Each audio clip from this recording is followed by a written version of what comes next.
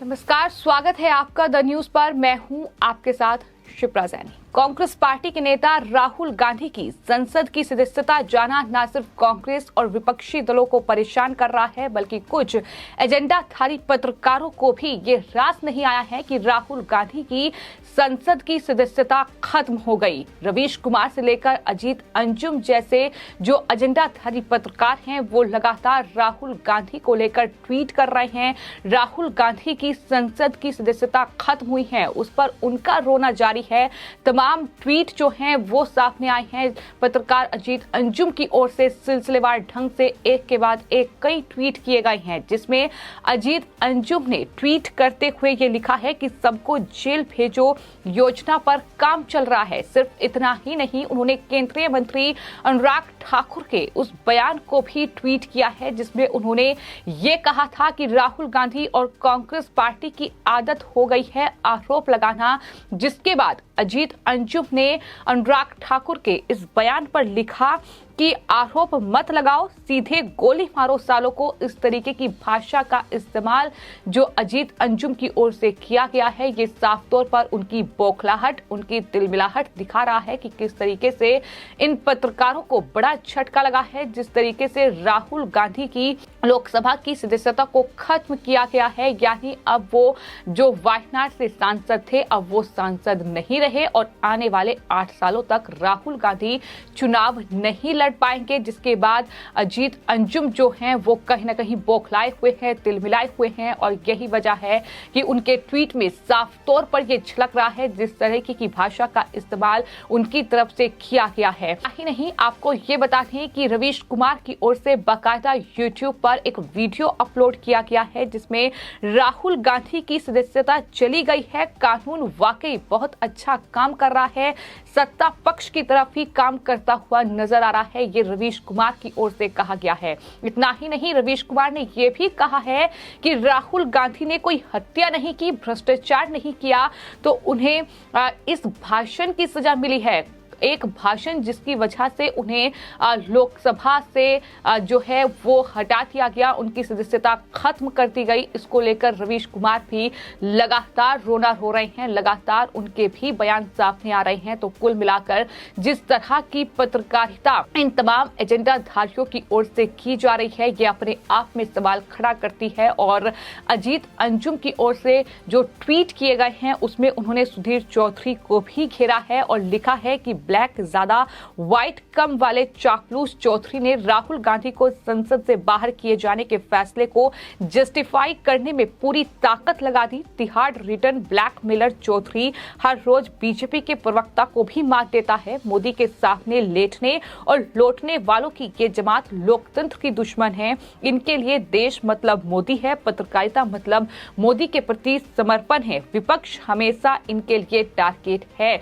जो विपक्ष को कहीं ना कहीं जो विपक्ष की दुहाई दे रहे हैं, जो विपक्ष पर जिस तरीके से भ्रष्टाचार के मामलों में कार्रवाई हो रही है, या राहुल गांधी ने जो मोदी सरनेम का अपमान किया है, जिस तरीके से उन्होंने मोदी सरनेम मानहानि केस में सूरत कोर्ट ने 2 साल की सजा सुनाई है, उस पर बात करने के बजाय कि राहुल गांधी को माफी मांगनी चाहिए थी या राहुल गांधी को ऐसा नहीं कहना चाहिए था, इस पर बात करने की बजाय अगर पत्रकार राहुल गांधी के बचाव में ट्वीट कर रहे हैं, उनकी सजा पर रोना रो रहे हैं, और इतना ही नहीं ये कह रहे हैं कि दरअसल बहुत जल्द ही इस मामले में ये कार्रवाई हुई है, ये भी कई पत्रकारों की ओर से लिखा गया है। फिर चाहे वो रवीश कुमार हो, अजीत अंजुम हो, या फिर इंडिया टुडे के पत्रकार राजदीप सरदेसाई हो, लेकिन सवाल ये भी उठ रहे हैं कि रवीश कुमार ने ही 2013 में उनका एक वीडियो सामने आया है, जो उन्होंने एनडीटीवी में अपने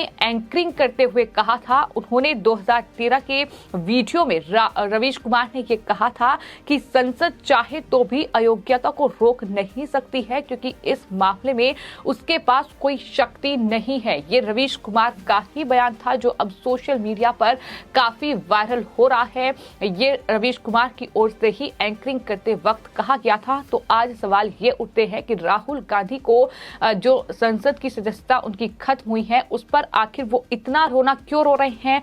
आखिर रवीश कुमार को ये फैसला गलत क्यों लग रहा है। रवीश कुमार राहुल गांधी के पक्ष में, उनके बचाव में जो ट्वीट कर रहे हैं, जो वीडियो अपलोड कर रहे हैं, वो समझ में आ रहा है, क्योंकि उनकी पत्रकारिता कांग्रेस के इर्द गिर्द ही रही है। रवीश कुमार ने अपने इस वीडियो में ये भी कहा है कि ये फैसला लोगों को पहले से ज्यादा असुरक्षित कर देगा। जो लोग बोलने से डर रहे हैं वो अब डरने से ज्यादा कांपने लगेंगे। इस तरीके के शब्दों का इस्तेमाल उनकी तरफ से किया गया है और वो बोलना भी छोड़ देंगे।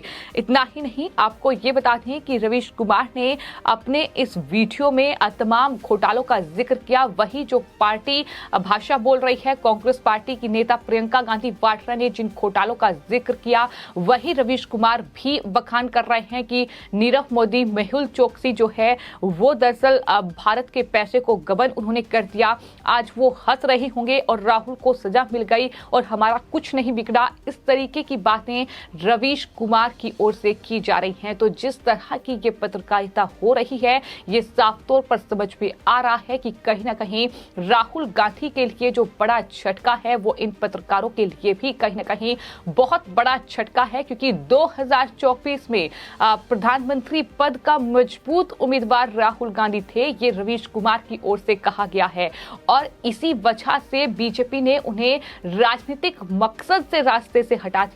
इस तरीके की बातें उनकी तरफ से की जा रही हैं, जो साफ तौर पर बता रही हैं कि वो अगर ये कहते हैं कि दरअसल गोदी मीडिया, तो वो क्या आम आदमी पार्टी और कांग्रेस के प्रवक्ता बने घूम रहे हैं। ये तमाम ट्वीट हैं जो सोशल मीडिया यूजर्स की ओर से इन तमाम एजेंडाधारी पत्रकारों के बयानों पर आ रहे हैं, जो राहुल गांधी को लेकर इनके बयान सामने आ रहे हैं। बात अगर अजीत अंजुम की जाए तो आपको ये बता दें कि जैसे ही उन्होंने सुधीर चौधरी को लेकर ये ट्वीट किया, उन्होंने जैसे ही अनुराग ठाकुर के बयान पर जो तमाम बातें अपने ट्वीट में लिखी, उसके बाद विकास सरस्वत जो कि दैनिक जागरण के पत्रकार हैं, उनकी तरफ से लिखा गया कि अजीत अंजुम, आपके लिए देश मतलब गांधी परिवार, कानूनी प्रावधान कुछ भी हो, उस प्रावधान में दर्जनों की सदस्यता अभी तक गई है, पर गांधी परिवार पर वो प्रावधान लागू ना हो। आप तो 10 जनपद का पिगदान बन चुके हैं। गुलाम खान जी, इस तरीके से उन्होंने बड़ा हमला अजीत अंजुम पर बोला है। कई पत्रकारों की ओर से अजीत अंजुम के इन तमाम ट्वीट पर रिएक्ट किया गया है।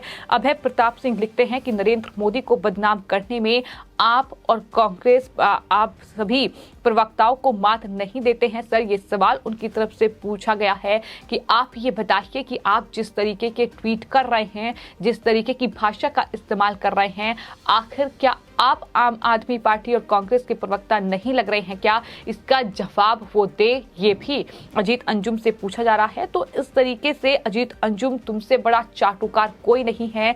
सच बोलने और सुनने की हिम्मत रखो। तमाम तरह के ट्वीट, तमाम तरह के कमेंट जो हैं वो अजीत अंजुम के इन तमाम ट्वीट पर आ रहे हैं। और इतना ही नहीं, राजदीप सरदेसाई भी कहीं ना कहीं तिलमिलाए हुए हैं। उनकी तमाम जो रिपोर्ट्स हैं वो ये बताने के लिए काफी हैं कि राहुल गांधी की सदस्यता जाने से वो भी खासा परेशान हैं। ये तमाम वो पत्रकार हैं जिनकी कहीं ना कहीं पत्रकारिता जो है एक एजेंडे के तहत की गई है। मोदी को कहीं ना कहीं नीचा दिखाना, अंतर्राष्ट्रीय स्तर पर उन्हें किस तरीके से उनकी छवि को धूमिल किया जाए, किस तरीके से बीजेपी को कमजोर किया जाए, इसका मकसद कहीं ना कहीं पत्रकारिता का इन तमाम पत्रकारों के लिए यही रहा है। और यही वजह है कि जो तमाम प्रावधान हैं, जो कानून कहता है, उसे मानने के बजाय वो राहुल गांधी के पक्ष में जो है पत्रकारिता कर रहे हैं और कहीं ना कहीं उसका खामियाजा उन्हें भुगतना पड़ रहा है। क्योंकि लोग साफ तौर पर ये पूछ रहे हैं कि अगर आप गोदी मीडिया कहते हैं तो क्या